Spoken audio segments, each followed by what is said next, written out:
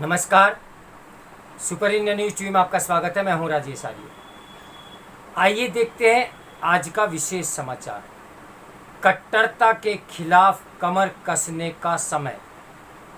हिंदू देवी देवताओं को लेकर जैसी अभद्र भाषा इस्तेमाल की जा रही, उस पर यदि हिंदू भी मुस्लिमों की भांति भड़कने लगे तो देश के हर शहर में रोज हिंसा होगी। देश के विभिन्न भागों में सांप्रदायिक तनाव की बेलगाम घटनाएं चिंता का कारण है। ये घटनाएं एक ऐसे समय सामने आ रही हैं जब हिंदुओं का एक बड़ा वर्ग इतिहास की गलतियों को सुधारने के लिए अदालतों और प्रशासनिक प्रक्रियाओं के माध्यम से अपनी पहल आगे बढ़ा रहा है।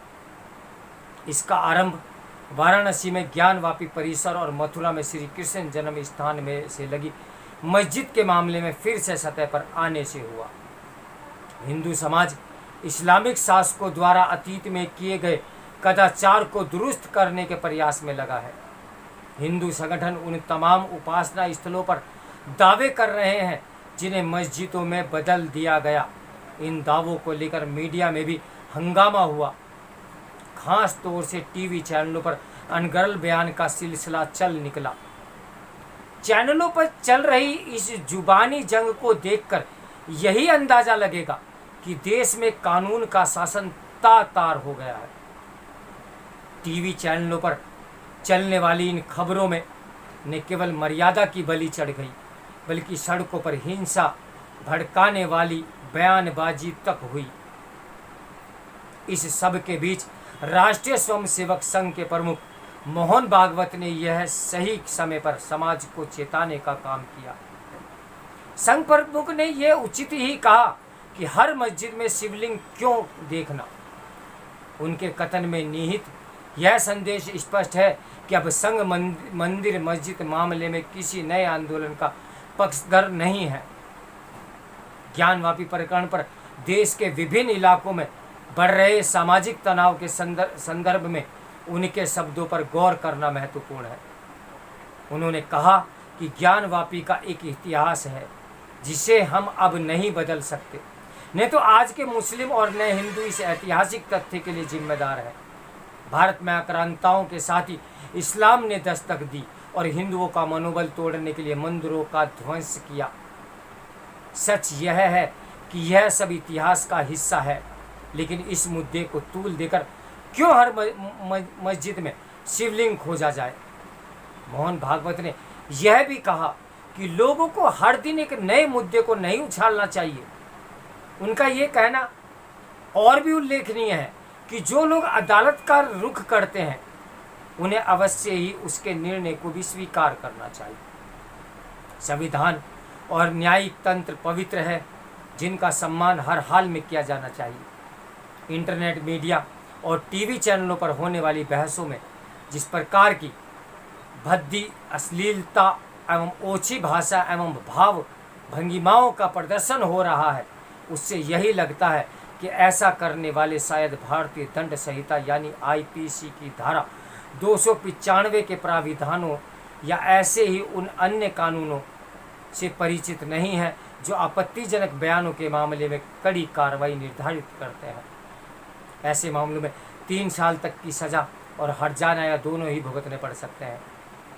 टेलीविज़न पर होने वाली बहसें बेलगाम होकर सांप्रदायिक स्थिति को बिगाड़ने में आम भूमिका निभा रही है। यदि इन बहसों में मर्यादा रेखा लांघने वालों पर आईपीसी की इस धारा का उपयोग नहीं किया गया तो स्थिति इतनी बिगड़ सकती है कि उस पर नियंत्रण करना मुश्किल हो जाएगा। मोहन भागवत के विवेक सम्मत सुझाव का अमल करते हुए भाजपा ने कदम भी उठाए हैं। इसी कड़ी में पार्टी ने अपने एक प्रवक्ता पर कार्रवाई करते हुए उन्हें निलंबित कर दिया। दिल्ली पुलिस ने उनके खिलाफ प्राथमिकी भी दर्ज की है। उन्होंने माफ़ी मांगने के साथ अपनी सफाई में ये भी कहा कि टीवी चैनलों पर हो रही बहस में भगवान शिव को लगातार अपमानित करने से उनका धैर्य जवाब दे गया और उन्होंने आवेश में यह बात कह दी जिस पर हंगामा खड़ा हो गया। उनकी माने तो उन्होंने जो कहा वह हदीस का हिस्सा है और मुस्लिम समाज उससे अवगत भी है। प्रतीत होता है कि उबाल उस टिप्पणी की विषय वस्तु को लेकर नहीं बल्कि उस लहजे को लेकर है जिसमें ये बात कही गई है। जो भी हो, इसका निर्धारण तो अदालत ही करेगी। इसलिए कानून एवं व्यवस्था से जुड़ी एजेंसियों के लिए ये आवश्यक है कि वे पूरी फुटेज देखकर ये पड़ताल करें कि किसने आईपीसी की परिविधानों का उल्लंघन कर धार्मिक भावनाओं को भड़काने वाली बयानबाजी की। भाजपा ने अपने एक अन्य प्रवक्ता को भी उसके विवादित ट्वीट के लिए निष्कासित किया है। इस प्रवक्ता के खिलाफ भी रिपोर्ट दर्ज की गई है। कानून एवं व्यवस्था से जुड़ी एजेंसियों को सहजता दिखाना इसलिए और जरूरी है क्योंकि टीवी चैनलों पर आने वाले मेहमान हिंदुत्व को लेकर धुआंधार अनगढ़ प्रलाप में लगे हुए हैं। टीवी चैनलों की बहसों में हिंदू देवी देवताओं को लेकर जिस प्रकार की ओछी एवं अभद्र भाषा का इस्तेमाल किया जा रहा है, उस पर अगर हिंदू भी मुस्लिमों की भांति भड़कने लगे तब देश के हर शहर में रोज हिंसा होगी।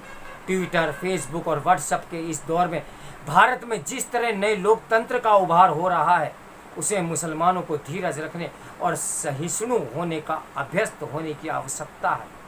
जब उनके मुल्ला और कथित प्रवक्ता हिंदुओं को लेकर सार्वजनिक रूप से गैर जिम्मेदाराना बयान देने के साथ मौत की धमकी देते हैं, जगह जगह हिंसा भड़काने या जुमे की नमाज के बाद सड़कों पर लामबंद होने की कवायद करते दिखते हों, तो उन्हें अति संवेदनशील होने का कोई अधिकार नहीं रह जाता। यदि हम देश के पंथ निरपेक्ष एवं लोकतांत्रिक ढांचे को सुरक्षित रखना चाहते हैं तो इस प्रकार की हिंसक गतिविधियों से कड़ाई से निपटना भी होगा। इस मामले में उत्तर प्रदेश सरकार ने एक मिसाल कायम की है।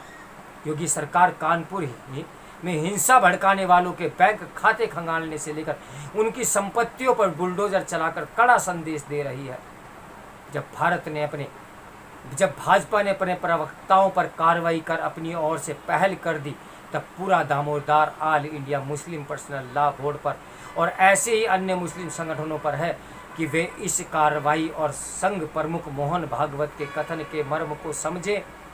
यदि वे स्वतंत्रता के बाद से देश में कायम पंथ निरपेक्ष एवं लोकतांत्रिक परंपराओं का सम्मान करते हैं और सामाजिक सौहार्द की दिशा में योगदान देना चाहते हैं, तो उन्हें भी अपने पाले में खड़े कट्टरपंथी तत्वों पर लगाम कसनी होगी।